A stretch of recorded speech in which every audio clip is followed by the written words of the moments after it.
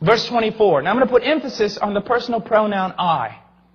For I will take you from the nations. I will gather you from the lands. And I will bring you into your own land. Verse 25. Then I will sprinkle clean water on you, and you will be clean. And I will cleanse you from all your filthiness and from all your idols. Moreover, I will give you a new heart, and I will put a new spirit within you. And I will remove the heart of stone from your flesh, and I will give you a heart of flesh. And I will put my spirit within you, and I will cause you to walk in my statutes, and you will be careful to observe my ordinances. Do you recognize the pattern there? Salvation is all about the work of God, demonstrating the glory of God. And that is why men such as ourselves should guard it so severely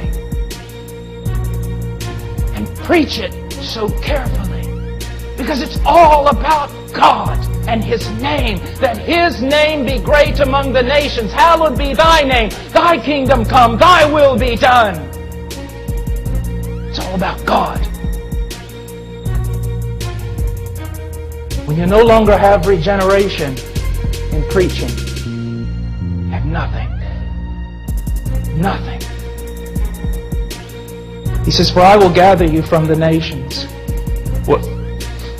Separation. Separation. I will take you out of there.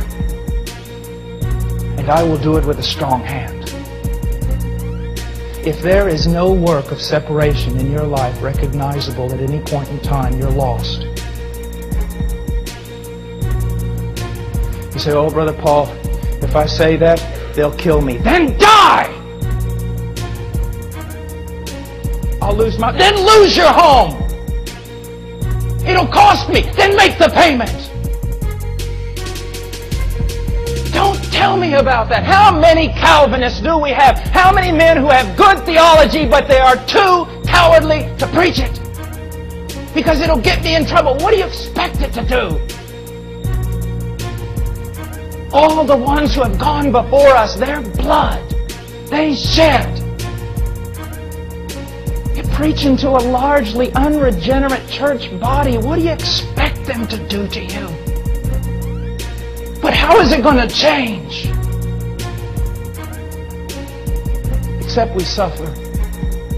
Well, you know, I was preaching at no small school several years ago, and a genuine revival broke out, so they tell me. I am never allowed to be back in that school again. Someone asked me about it. They said, I don't understand. And I said, this is what you've got to understand. Men are too civilized to want revival. They're too proper to want revival. They want everything pretty and clean, and they'll never get revival. Because when revival comes, it's going to rip everything apart, including us. Worst thing that ever happened to a preacher is he becomes civilized. It's worthless. Worthless. One thing I noticed about Leonard Ravenhill, and I'd take a Leonard Ravenhill over 20 dead Calvinists. One thing I noticed about Leonard Ravenhill, he was dangerous. He was dangerous. We ought to be men of love, men with towels, men who weep, men who serve, but we ought to be dangerous about truth. Do you really expect to get out of this unscathed? Without any scars? Do you expect? Just read Howell Harris, Daniel Rowlands, Whitfield, the two Wesley boys, even Edwards himself. Look what it costs.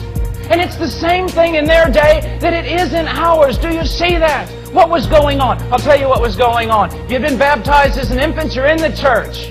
Even though you're unregenerate, you're in the church. You're in the church. You got in. Why? Because you went through some man-made superstitious thing. Southern Baptists are no different. It's just we don't have infant baptism. We have that silly superstitious prayer at the end of a Roman road that sent more people to hell than every brothel in this country. It's true. It's true. It's true.